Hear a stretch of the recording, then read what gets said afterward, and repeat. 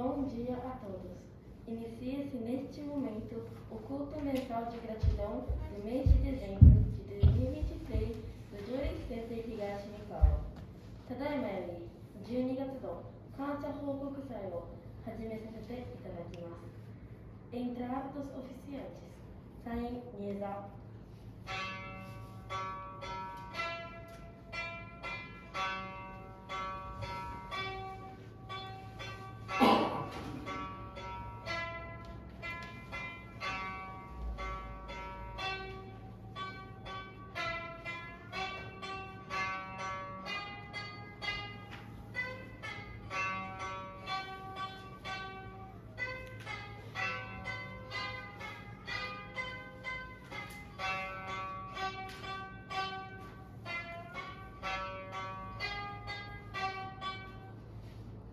Purificação do ambiente.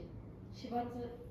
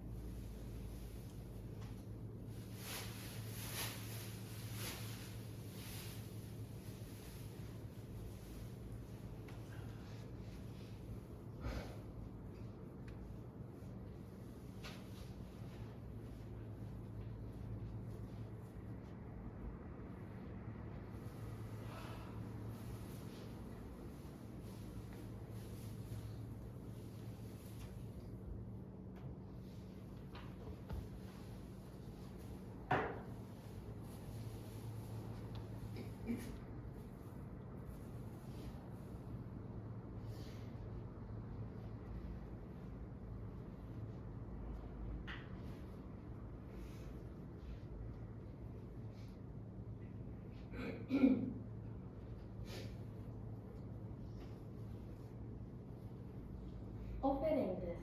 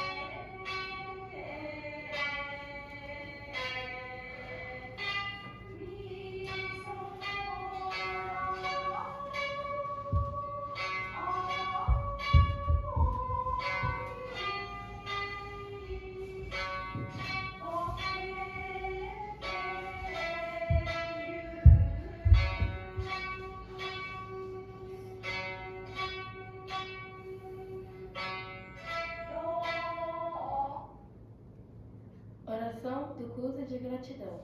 Kansha Hokokusai, Norito Sojo.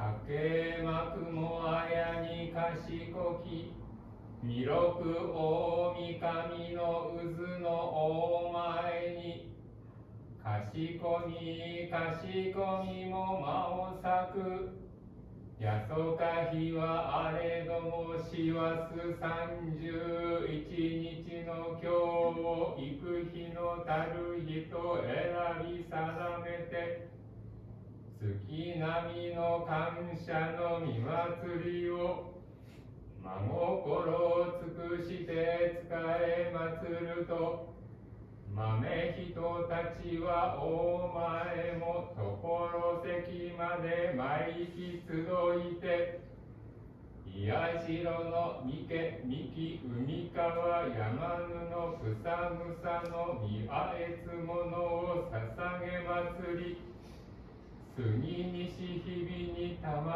りたる夜昼若たぬ見守りや見尽くし日のありがたさを心の底よりやび祭りて、豆人もろもろ信仰の初心感謝訪問の誠心に立ち返り、名主様に求めて人類救済地上天国建設のご信用に邁進しようという教団方針のもと、天国人を目指して祈りのある生活を合言葉に、みんなで仲間を増やそうを実践課題として、見教えの学びと参拝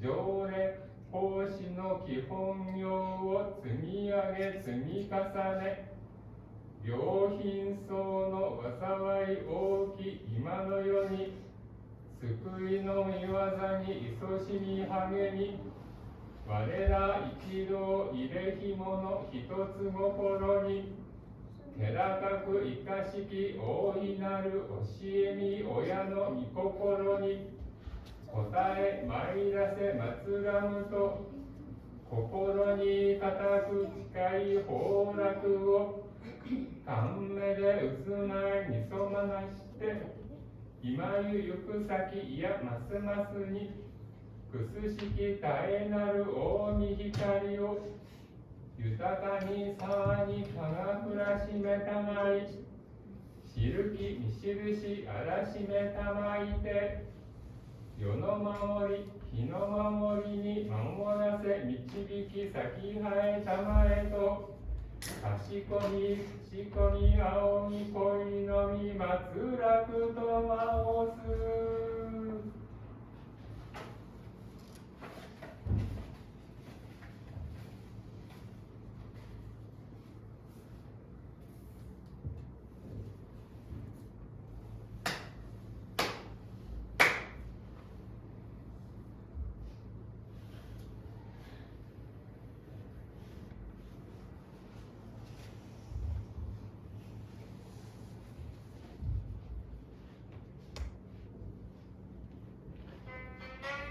Ofertório de gratidão pelo chefe da cerimônia. Tamaguchi no Hotel, Saishi da Nova.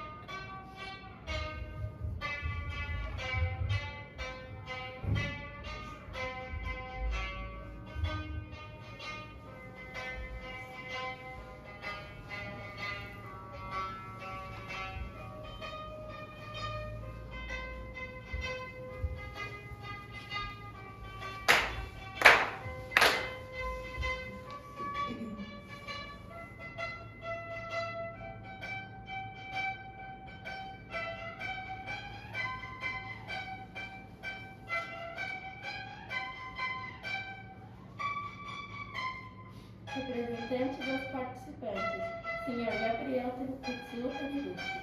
Sanpai社代表、谷口ガブリエル哲夫殿。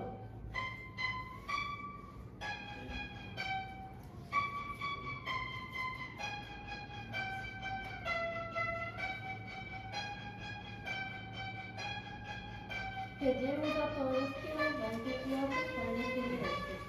皆さんもお立ちいただき、ご一緒にお願いいたします。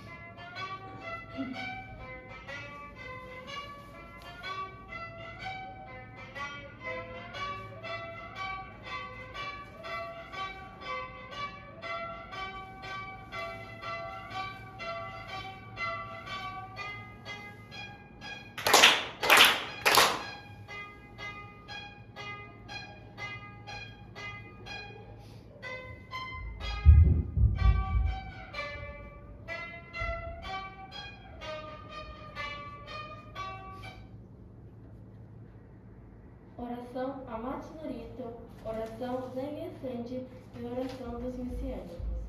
Amate no Rito, Zengen Sanji, Kyusei no Rito, Sojo.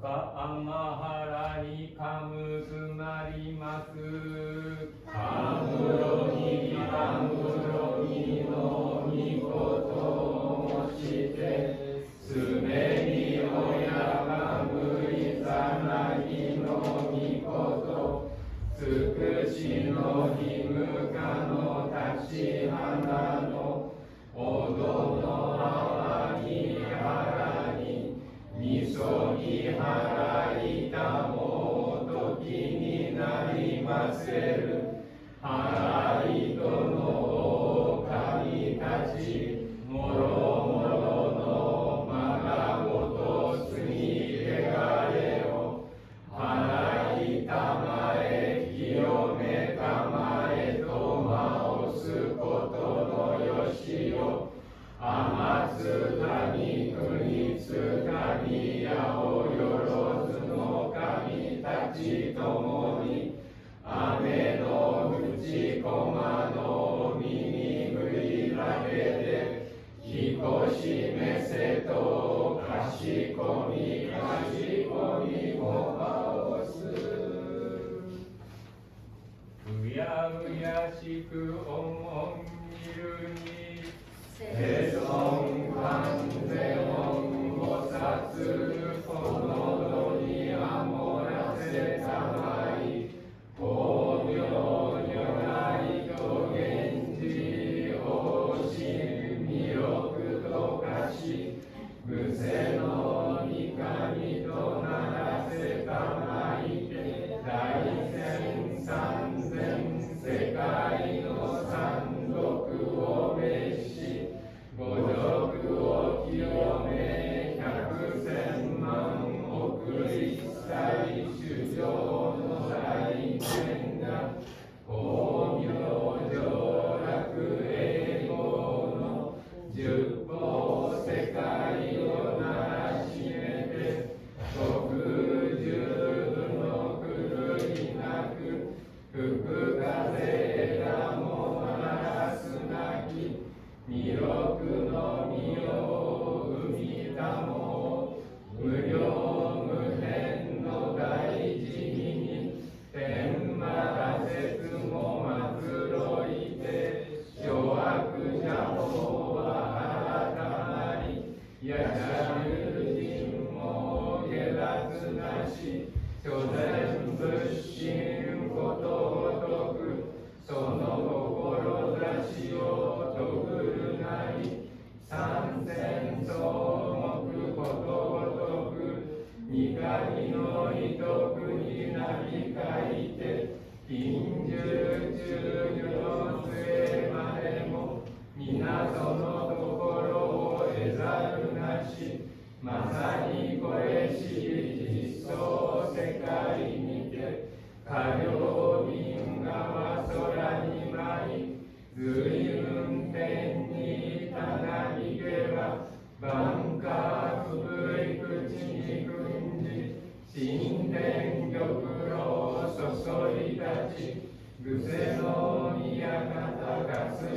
つ黄金のイラがさんさんと日にてにえず光景は下にの天国楽どなり五国に乗りて下り道砂取り豊かに雨がした生きとし生けるもろもろ枝ににわう声はつつ裏裏に道渡り国と国との境なく人草たちの憎しみやいさかいごとも夢と消え一点視界をしなべて弥勒の御手に起立され人事の身胸に抱かれ我らが日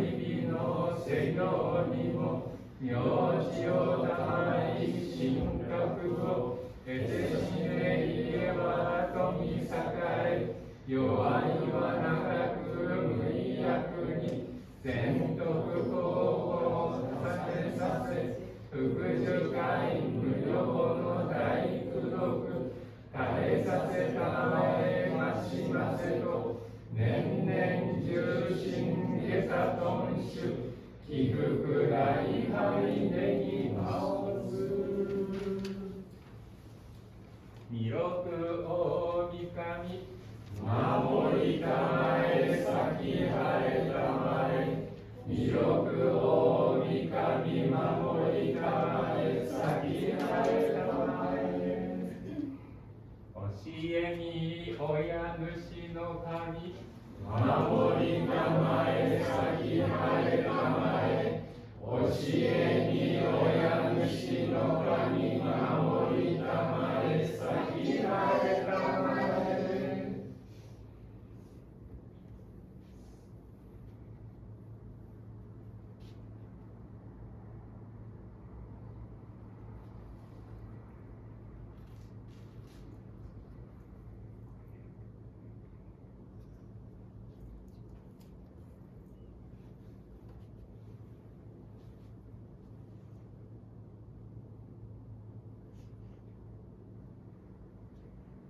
かんながらあまちまえませかんながらあまちまえませ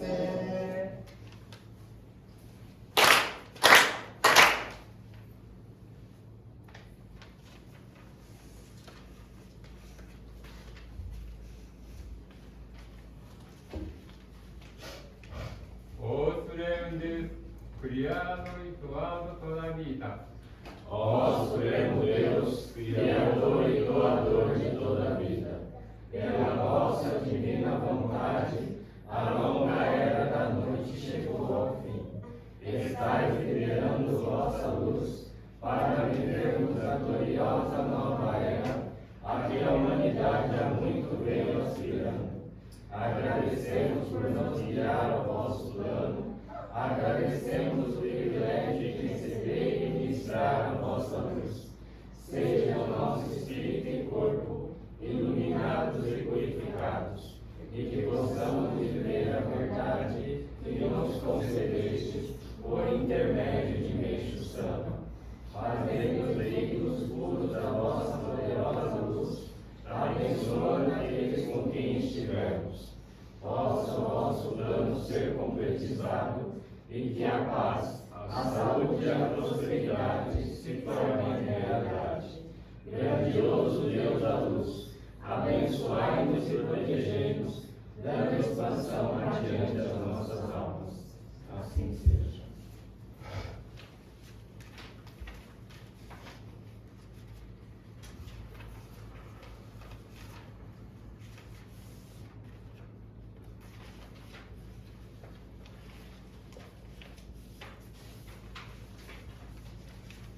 Salmo, Osanka Hosho.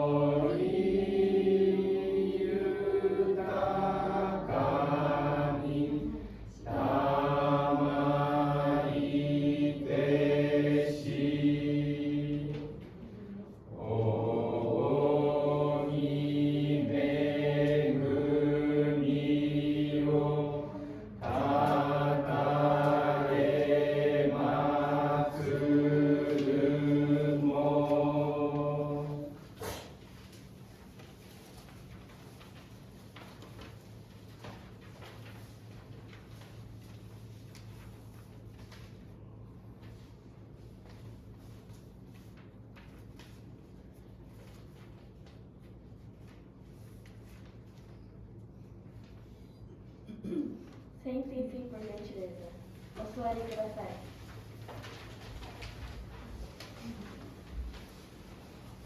Leitura do ensinamento de Nishida. Miyoshi Haida.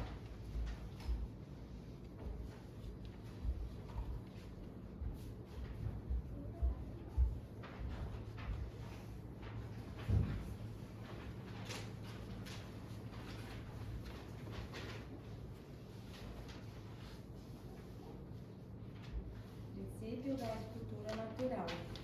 Para que todos entendam realmente o princípio da agricultura natural, visto que é possível fazê-lo por meio do pensamento que norteia a ciência atual, proponho-me explicá-lo pela ciência espiritualista, da qual tomei conhecimento por meio da revelação divina.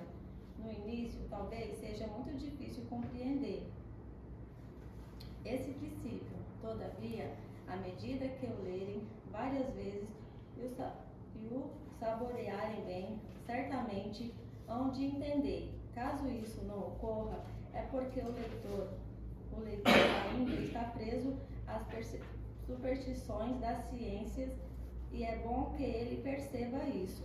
A origem do problema é a falta de compreensão sobre a verdadeira natureza do solo. Até agora, a agricultura tem negligenciado o solo, que é o principal, dando maior importância ao adubo, que é o secundário. Pense bem, sem a terra, o que podem as plantas fazer, sejam elas quais forem.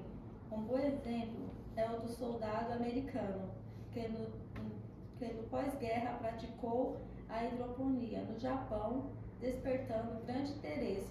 Creio que ainda deve estar lembrados disso. No início, os resultados foram excelentes, mas ultimamente, pelo que tenho ouvido falar, ele acabou abandonando o método. De maneira semelhante, os agricultores fizeram pouco caso do solo, chegando a acreditar que os adubos eram o alimento das plantas. Com essa atitude, cometeram um terrível engano.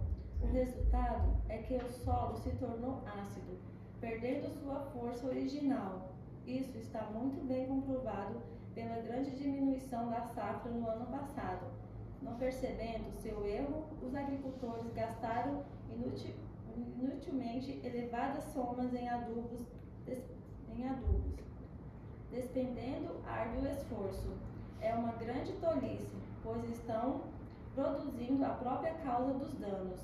Empregarei o bisturi da ciência espiritualista para explicar a essência do solo. Antes, porém, é preciso conhecer seu significado original. Deus, Criador do universo, assim que fez o ser humano, criou o solo, a fim de que esta produzisse alimento suficiente para nutri-lo. Basta semear a terra que a semente germinará, e o caule, as flores e os frutos se desenvolverão, proporcionando fartas colheitas no outono. Assim, o solo que produz o arroz é um excelente especialista, ao qual deveríamos dar preferência.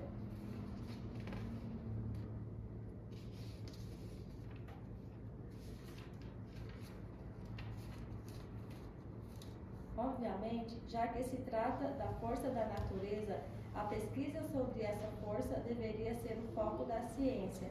Entretanto, esta se enganou. Dependeu mais do poder humano do que da força da natureza.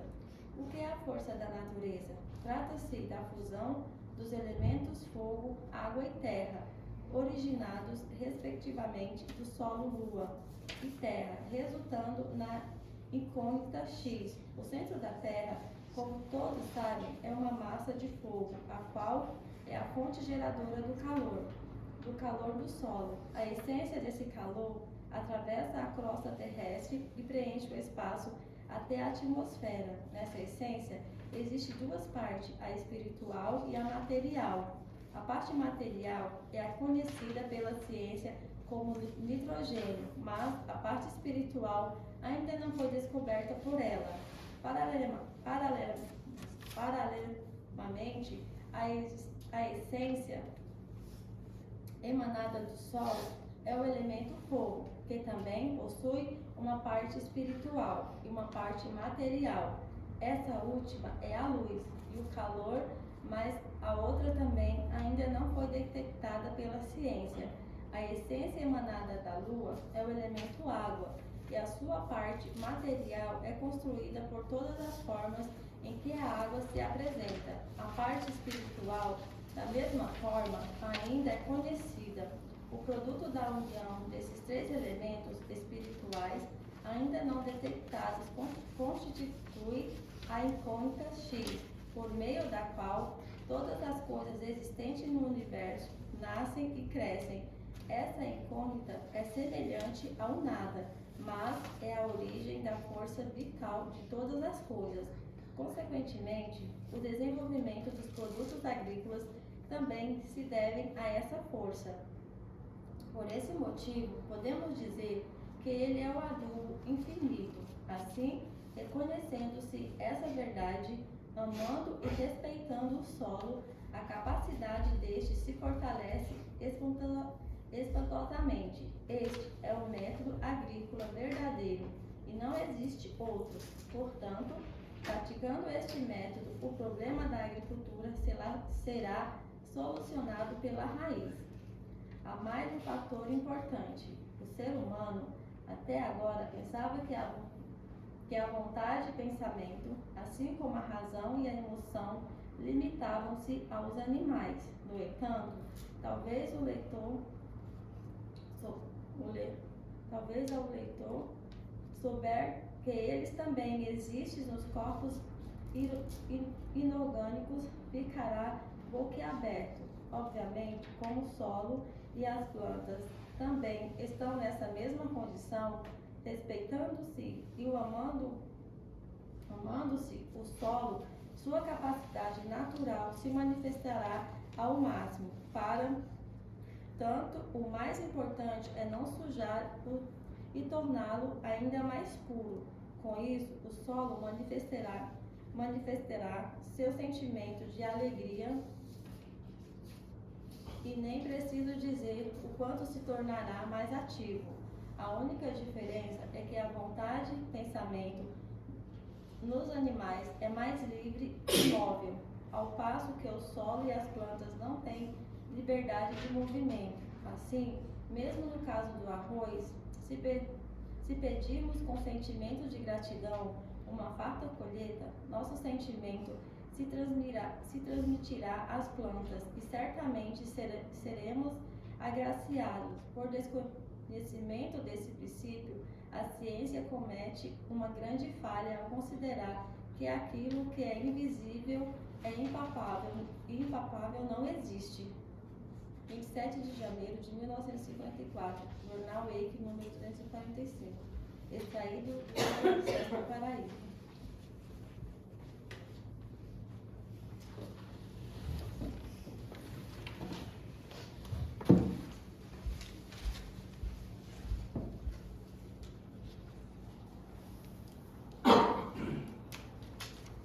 Retirada dos coeficientes. Sairá.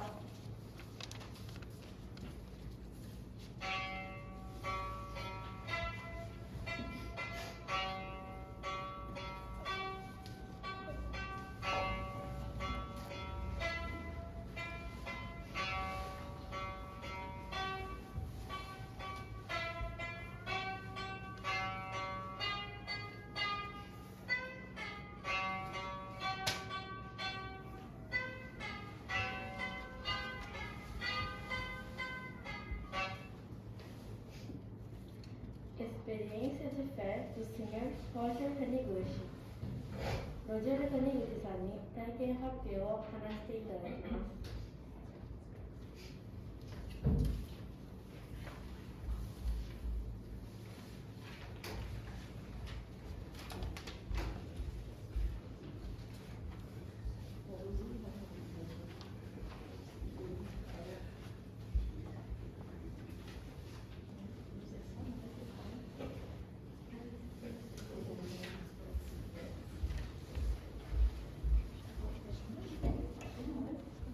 Bom dia a todos. Parabéns pelo culto mensal de gratidão.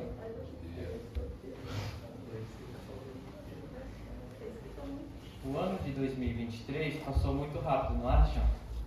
Acredito que isso se deve por nosso dia a dia estar cada vez mais corrido.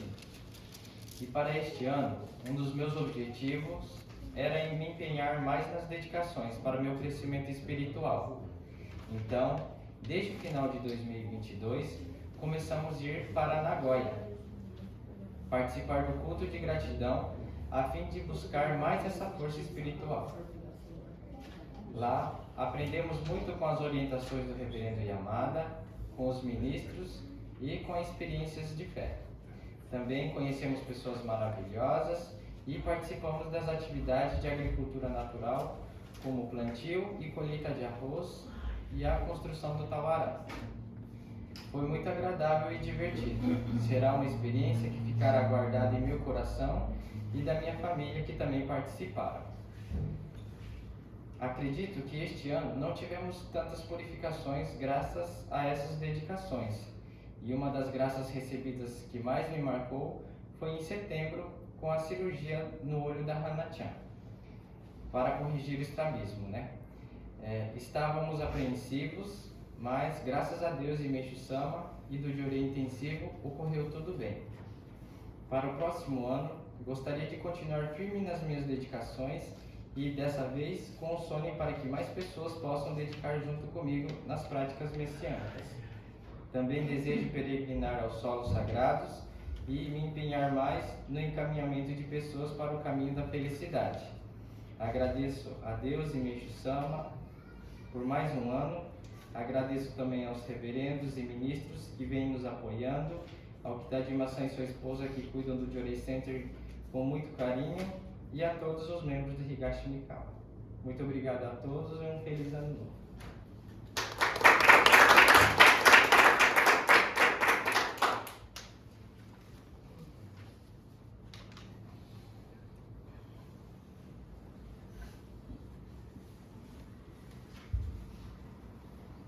Palavras e saudações do Sr. Kitadima-sanからのご挨拶。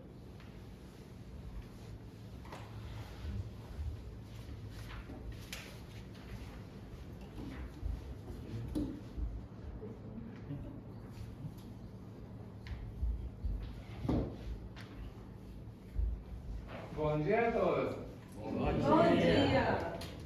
今月は本当に先週聖地でね、お仕事で来れなかった方はいましたけども、大勢の人が祭典に来られて非常に嬉しく、また今日もある先生からは誰も来ませんよって言われてたんですけど、こんなに大勢に来ていただいて本当に嬉しく思ってます。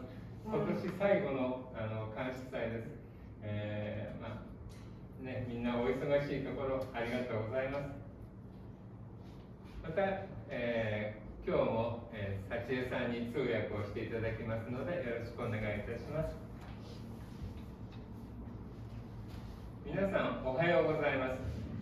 12月の感謝報告祭おめでとうございます。皆さんお元気ですか？今月の感謝報告祭は日程的に今年最後の日となる今日になりました。さて、今月の聖地祭典は申告感謝祭でした。これはご神前に今年の新米や野菜を備えて申告感謝の御祭りを執り行わせていただき、大神様、名様のご守護と大自然の御恵みに心より感謝を申し上げますとともに、名様を救いの農法としてお与えくださった自然農法のさらなる普及と拡大に努めさせていただく御祭りでした。祭典の中では自然農法の原理という見教えでした。名様は土本来の意義について、そもそも大諸動物種が人間を作りや人間を養うに足りるだけ植物を生産すべく作られたものが土であるとして、神様が土を作られた御心を見教えくださいました。さらに今日までの人間は理性、感情等の意思想念は動物のみに限られていると思っていたが、意外にもこれが無機物にもある。もちろん土も作物も同様であるから、土を尊び土を愛することによって土自体の性能が十分発揮される。それには何よりも土を汚さず、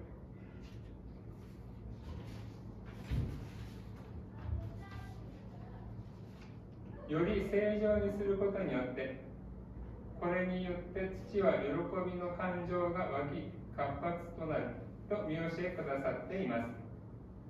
今年私たちは知多 OJ ファームの米作り企画に参加し、6月に田植え、10月に稲刈り、11月に化粧玉作りを体験させていただき、自然農法従事者のご苦労を体験しました。そして収穫された新米が12月1日の聖地神福感謝祭に献上された姿を見せていただきました。今回の体験を通じて、冥様が見教えくださった自然の恵みに感謝と安心安全な植物の必要性を肌で感じ取れたのではないかと思います。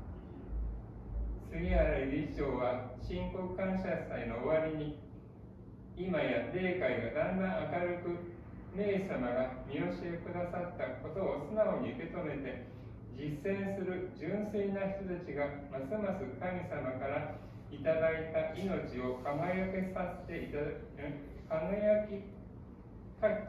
きていく、そんな素晴らしい時代が来ている。自然農法の歴史を振り返ってみますと、冥様の願いと実施者の涙ぐましい努力にもかかわらず、世間から迷信視されたり迫害視されたり時期がありました。しかし時が移り、風向きがすっかり変わり、有機農法が社会から求められる時代になりました。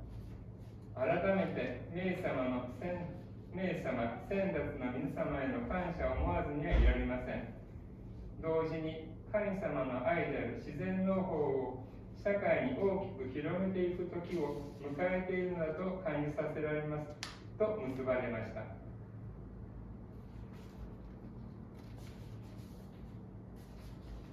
Bom dia a todos. Parabéns pelo culto mensal de dezembro. Estão todos bem?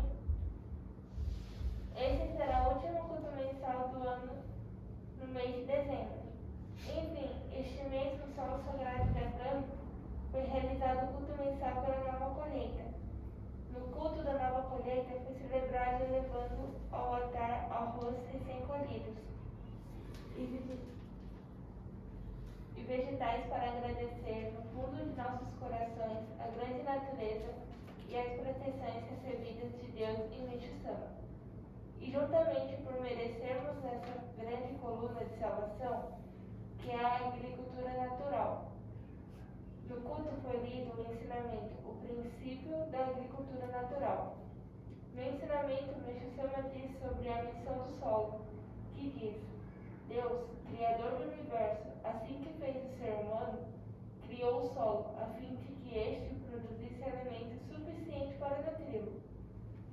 E também está escrito no ensinamento que o ser humano até agora pensava que a vontade sônica, assim como a razão e a emoção, limitavam-se aos animais, e além disso, existe a razão e a emoção dos corpos inorgânicos.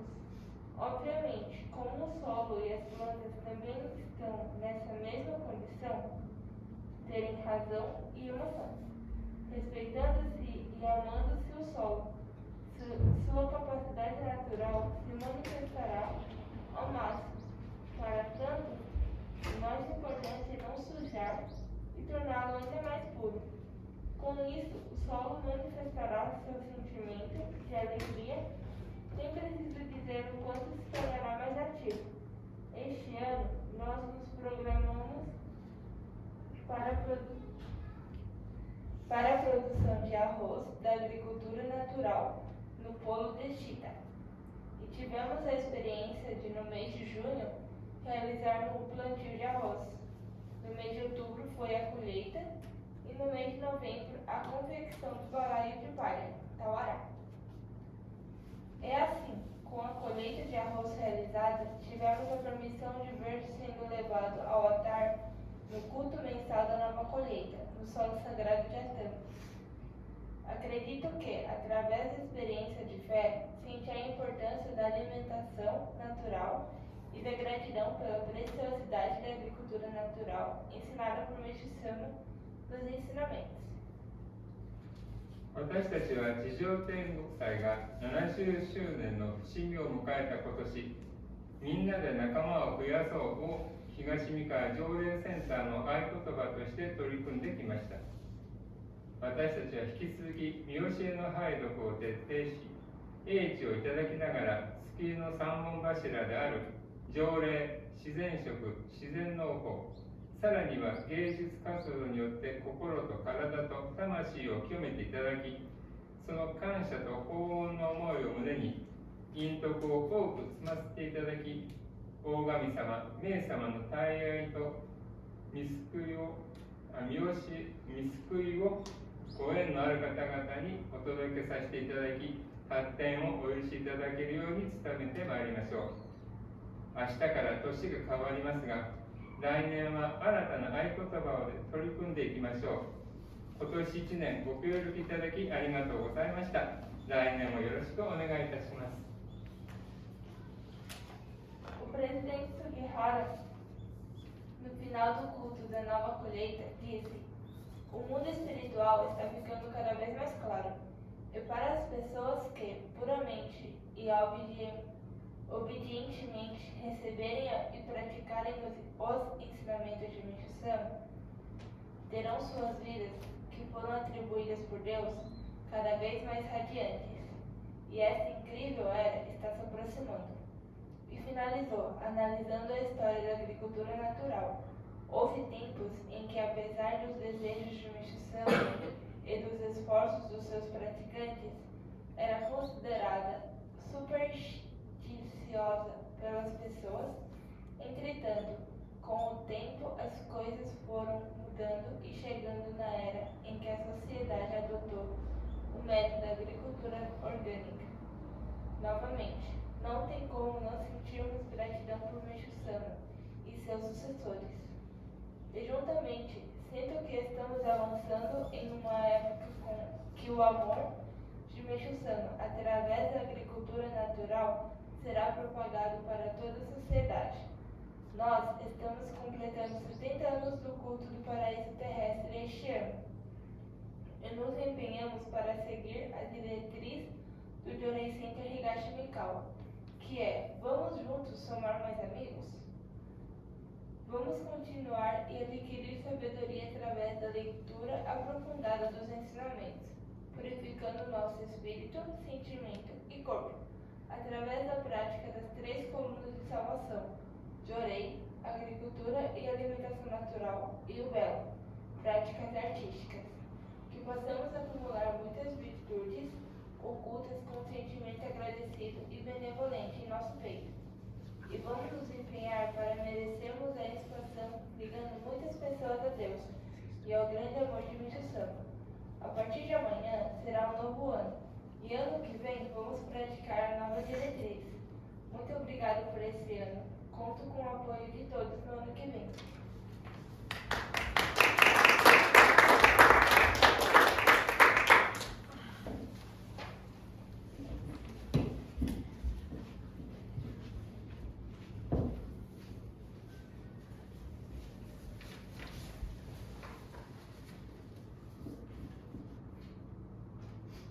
Aviso: tenda Pitipó.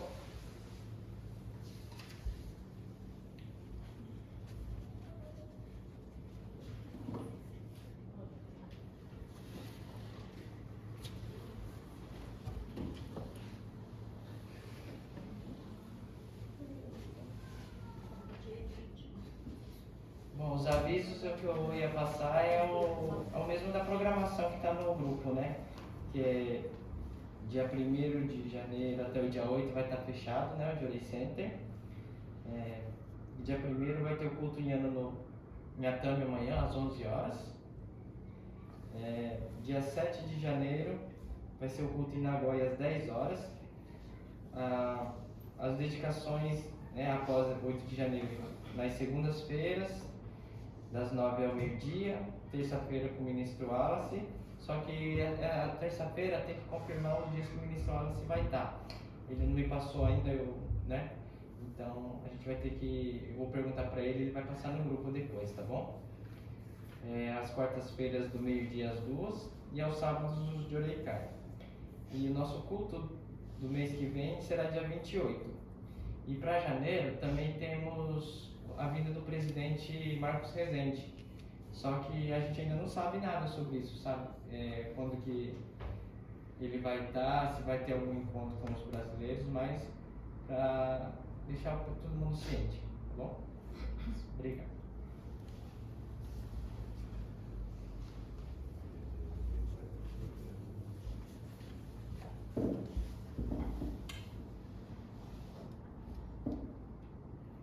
Encerra-se assim o culto mensal de gratidão do mês de dezembro de 2023 do Jory Center Higashinikawa. 以上で12月度感謝報告祭を終了させていただきます。Faremos troca de jorei até as 11h20. Após o jorei, por favor, dirijam-se à cozinha para confraternizarmos juntos. 11時20分まで交換条例をしますので、席の移動をお願いします。Muito obrigada a todos.